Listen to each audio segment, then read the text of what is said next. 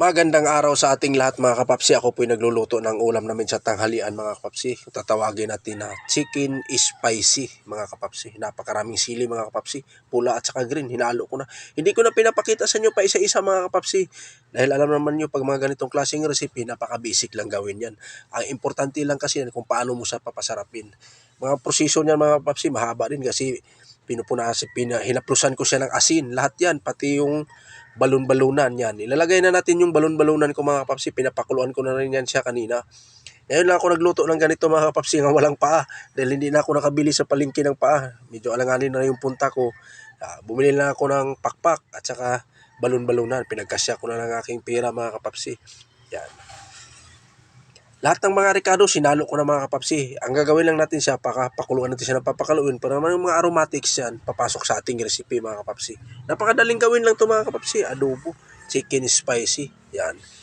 Naglagay na po na tayo ng chicken tube. Lahat pang palasa. Mga kailangan lang natin sa ating recipe. Nilagay ko na dyan. Hindi ko lang pinapisa-isa. Papakita sa inyo mga kapapsi. Dahil mayroon na po tayong mga upload na ganito. Ang sa akin lang, niritso-ritso ko na lang para maiba naman siya. Iba yung style niya, maiba po yung proseso sa pagluto. Yan.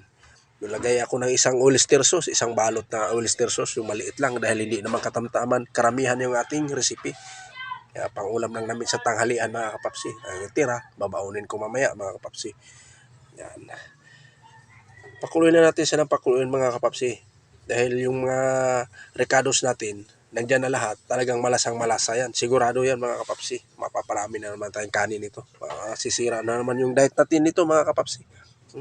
Amoy ko mga kapapsi. Amoy pa lang, ang bango na mga kapapsi. Pag mga ganitong klaseng ulam, lalo na pag maraming bawang sibuyas. Maraming bawang sibuyas yan mga kapapsi. Tapos yung manok balon-balunan, pinakuluan ko yan sa kanina. Ilagyan ko ng luya. Tinimplahan ko rin siya. Hindi ko na pinapakita sa inyo mga kapsi. Yung sinasabi ko sa inyo, hindi ko na pinapakita dahil napakadaling gawin lang itong ganito. Ang importante lang kasi kung paano mo siya papasarapin. Yan. Yung ating recipe mga kapsi. Ating kimbot na lang yan. Ready to serve na yan. Ready to eat na rin yan mga kapsi. Chicken spicy mga kapapsi at may balon-balunan ang manok. Kaya sarap yan mga kapapsi. Itong balon-balunan yan talagang pinakapaborito ko. Kaya nga mayroon yung manok dahil po sa aking mga anak na gusto din silang kakain ng adobo. Kasi pagdating sa mga ganyan, balon-balunan atay, hindi sila gaano kumakain mga kapapsi. Gusto nila manok lang. Kaya hinaluan ko lang siya mga kapapsi. Yan. Yung aking isishare ko lang sa inyo mga kapapsi, ang aking kunting kaalaman pagdating sa pagluluto mga kapapsi. Yan. Sinando ko, ayaw, kinamay ko na lang mga kapapsi. Yan.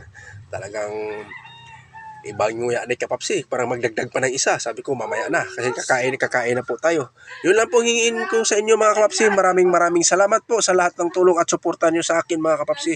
Hanggang dito na lang ako. See you next vlog. Thank you for watching. Bye bye.